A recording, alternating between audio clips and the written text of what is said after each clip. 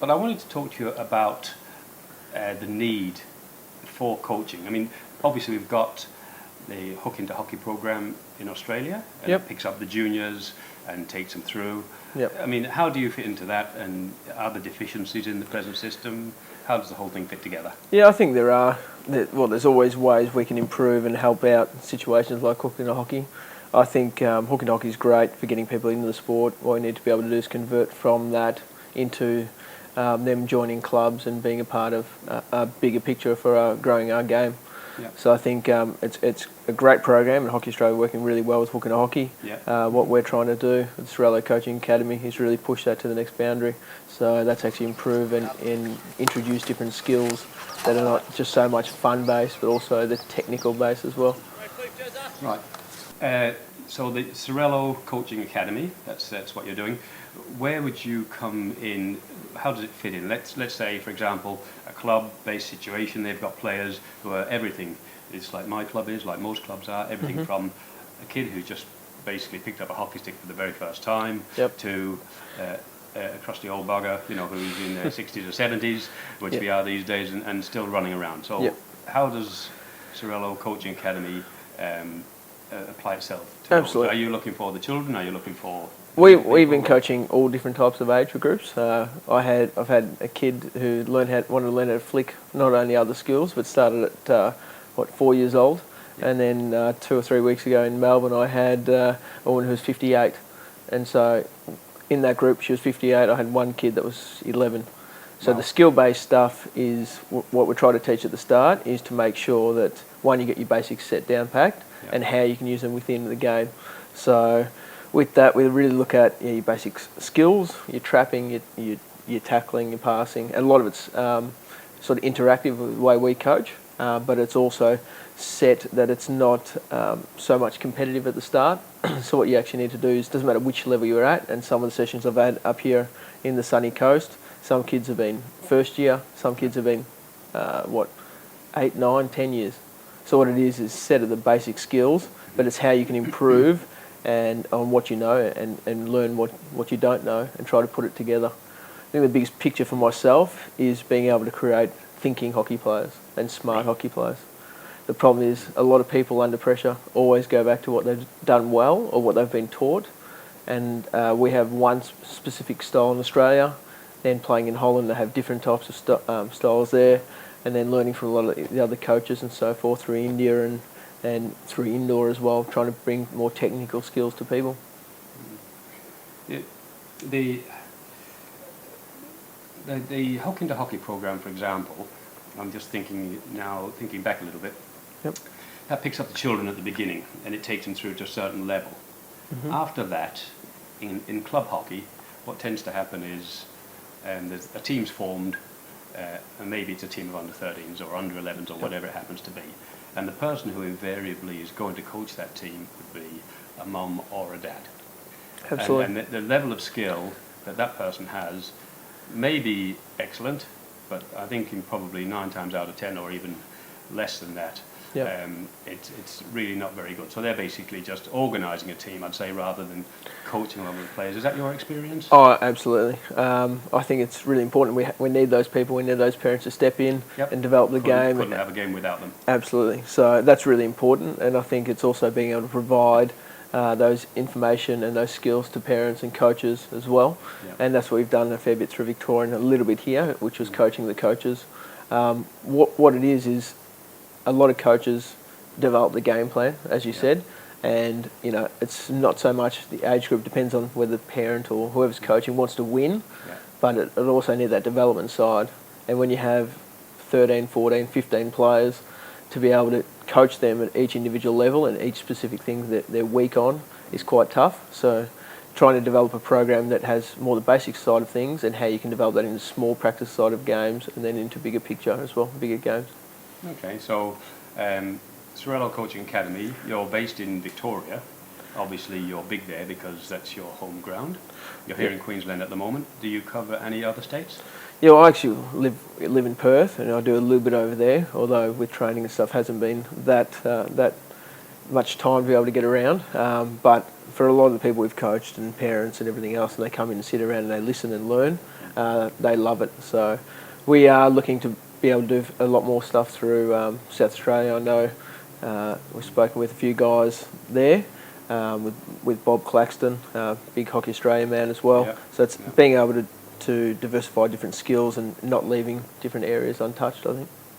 Okay. So for people to get in touch, is there a website or is it a Facebook site or? Yeah, we have both. Facebook page, Ciriello Coaching Academy. We have quite a few different coaches we use. We've got specialist goalkeeping coaches as well. So we have different programs set at different levels as well, intermediate, beginner, intermediate, more advanced stuff. So we try to get links with people from all over the world. And I know I've spoken to quite a few of the guys that play internationally as well. So I get a feedback from different things, how people are doing things, and you know, a lot of what we see comes back from culture side, the way people play. Yeah. So again, trying to bring different things in, which is again a learning and a thinking experience. Well, Chris, you're obviously known for your drag flicking. I mean, World Cup in Holland last 2 years ago now, 2014. Yep. Scored a hat trick against the Dutch in Holland. Yep. In that 6-1 win, which was fantastic. Absolutely. Unless you were Dutch, of course. But you're known for your drag flicking. That's the point I'm trying to make there. Sure. Obviously, Ciriello Coaching Academy isn't just about drag flicking, No. but about the whole range of skills it takes to make a modern player, and that's pretty varied these days. Definitely. Well, I think the difference is, as I talk about when I coach kids and adults and everything else, the difference being between playing state junior level versus playing international is how well you can do the basics. Yeah. And how quick you can do the basics. So with a lot of my stuff, like I said, I talk about thinking, but I challenge all the players and coaches that I actually coach. And what we look at is a lot of around vision. Yeah. So vision means when people come to get impression, whatever else, the higher you get, and the higher the level, the less time you get to do things. So the players that always stand out and look always relaxed in time, it's because their vision and their awareness is so much better than everyone else on the field. So that's what we try to do, is be able to get people to think, and then what we do is develop that thinking and then put them under pressure. So utilising those same amount of skills, but introducing the next level of pressure, next level, and then into smaller games and so forth. So it's interesting. Okay. I just want to ask you one final question. That is about specifically on drag flicking. Yep. Because that is a task which you're famous for. Mm-hmm. Can you teach anybody to drag flick, or does it reach a stage where, you know, a certain age there's a cut-off simply because people aren't flexible enough, or what's the oldest person who you've taught to drag flick? I've seen you teaching the children. Yep. I've seen you teaching, you know, sort of young adults and the like.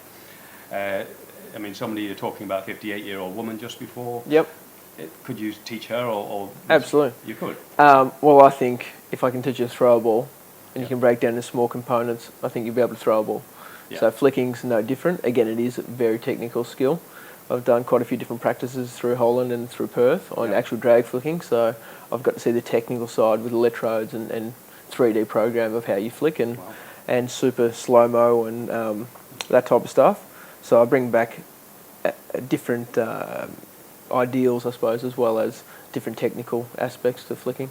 I know that I was lucky enough to coach a few of the regional development coaches here for Queensland, and I think when they turned up, they thought it was just going to be quite simple to be able to walk through and do a drag flick. After realising that there's a lot of different. absolutely, there's a lot of components to it, and I think if you're going to teach it right, it's not the easiest on your body, but if you can start right, like I did, I started when I was 11 years old, Right. and I competed with a guy that was in his early 30s, and so we played senior hockey with each other, and always trained against each other, and he was so much better than me.